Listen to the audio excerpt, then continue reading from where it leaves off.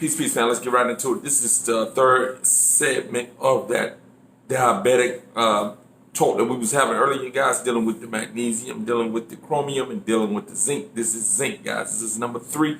This is the last one dealing with that specifically in that term as far as the minerals that many of us are deficient in. Zinc, guys. You can find zinc high in the sea moss, guys. Sea moss, iris moss, they're the same. They have zinc in them. There are other herbs that have them. I don't have them right off the top of my head, but that sea moss has 92 of the 102 minerals, as you heard me say many times before, and zinc is one of those things that it has, guys. So again, when you're dealing with type 2 diabetes, you want to make sure that you're getting enough magnesium, enough chromium, and zinc into your system on a daily basis, guys. We'll have a live video this evening at 6:30 p.m., guys, and we'll go deeper into that diabetic stuff, all right? Peace and love, fam. Welcome back to the channel. It's your boy Monte. You know what it is. You know what I do, and you know how I get down. We're dealing with a topic that we've covered before. We're dealing with there's no such thing as a superfood, guys. We're dealing with the reality of the situation that what it is that we've been consuming is not natural food for the physiology.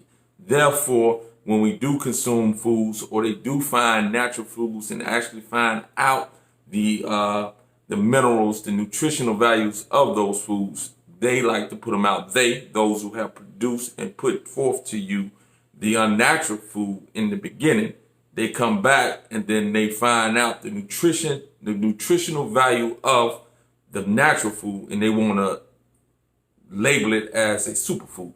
There's no such thing as a superfood for the human body. There is only natural food or unnatural food that we are consuming. Again, we get all twisted with all this information that's coming at us, and it can be confusing. But the basis of your confusion is that you have accepted that which is not natural as a food source, and now that the natural foods are being brought onto the scene, meaning made aware of, because they've always been here, we just have not consumed them, and the nutritional values have been made available to us. Now all of a sudden we see these foods as either being a magical thing or being overhyped. It's neither of those things. These are foods that the body require, and if from day one we were getting fed this type of nutrition from our natural foods, we wouldn't have the disease state that we have at this moment.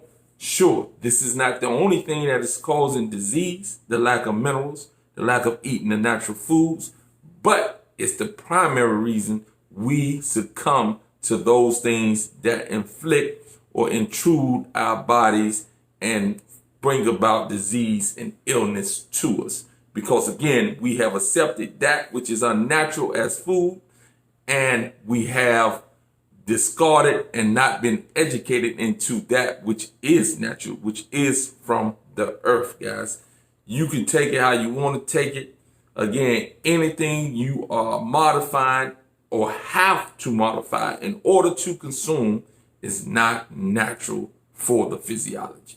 It's clear as day. It is simple, guys. I repeat it over and over and over again.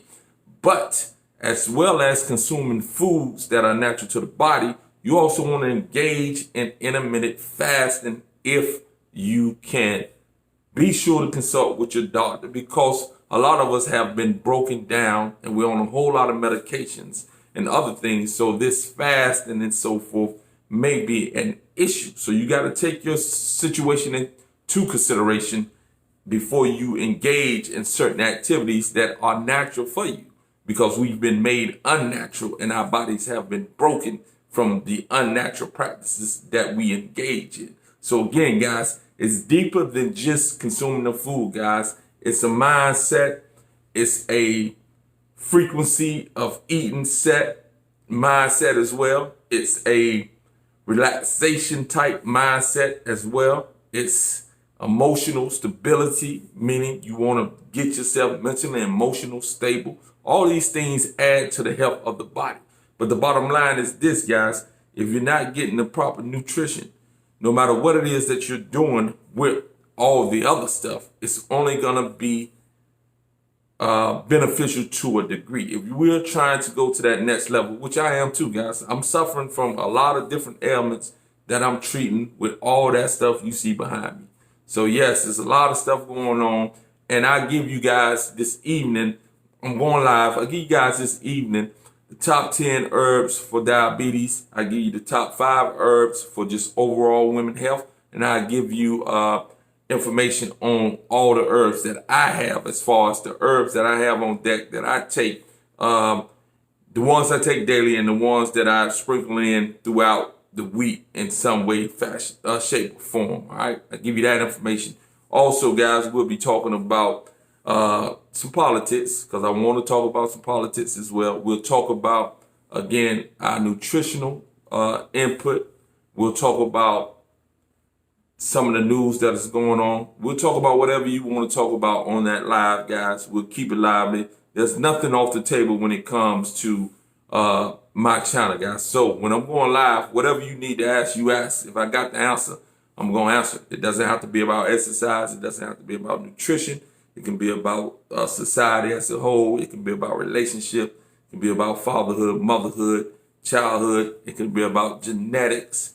It can be about transgenerational inheritance. All those type of things we cover, I cover, and I like to get into, because the more we know, the better chance we have to correct whatever it is that we're doing. All right, guys, let me get on out of here. I'll see you at 6:30 p.m. tonight. Peace.